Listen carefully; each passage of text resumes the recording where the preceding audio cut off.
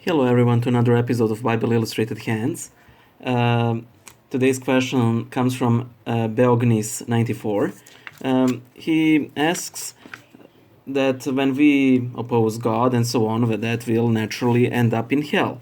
And he asks, but what about those believers who want to draw closer to God, but they keep repeating their sins all over again?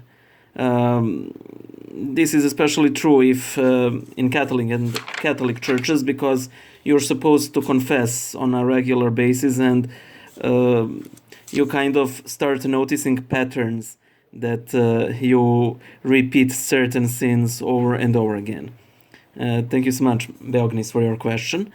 Actually, this... as far as the sin count regarding non-believers and sinners who go to hell and people who are saved, ironically, sin count isn't all that different. Okay, some people, some believers will be guilty of maybe some other sins, non-believers and great sinners of some other, but generally it's pretty much the same sin count. Yes, we may abstain from masturbation that one time, but in general it's really all not that different. So where's the main difference? The main difference is in the fact that the saved ones realize that they need God and not need just, it would be nice. It would be, a nice option. No, we absolutely need God.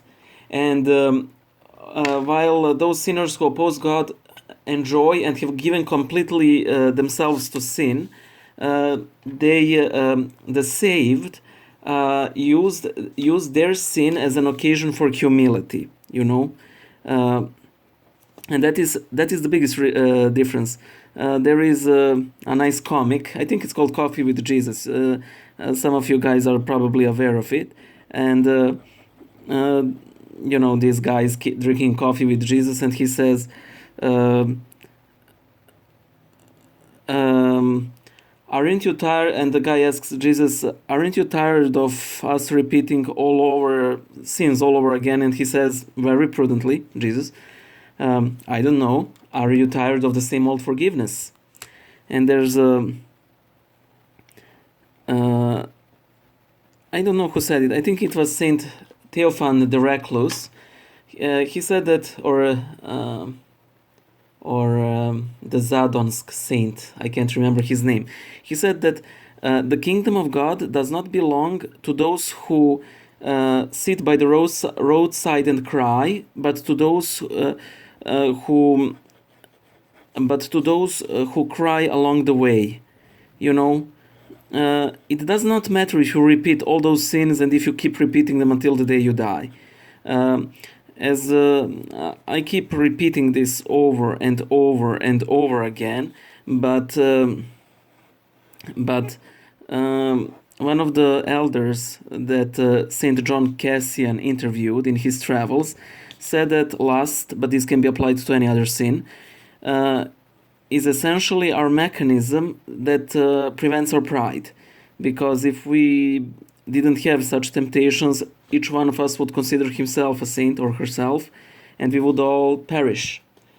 So I wouldn't worry too much, as long as you realize that you need God, that you need His help, and as Saint Paul says, I was given the angel of Satan and his sting into my flesh.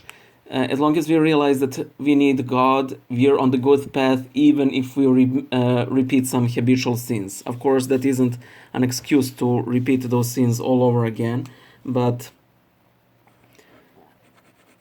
it is a good indication that we're on a very good path, and when time comes, God will give us release from those sins.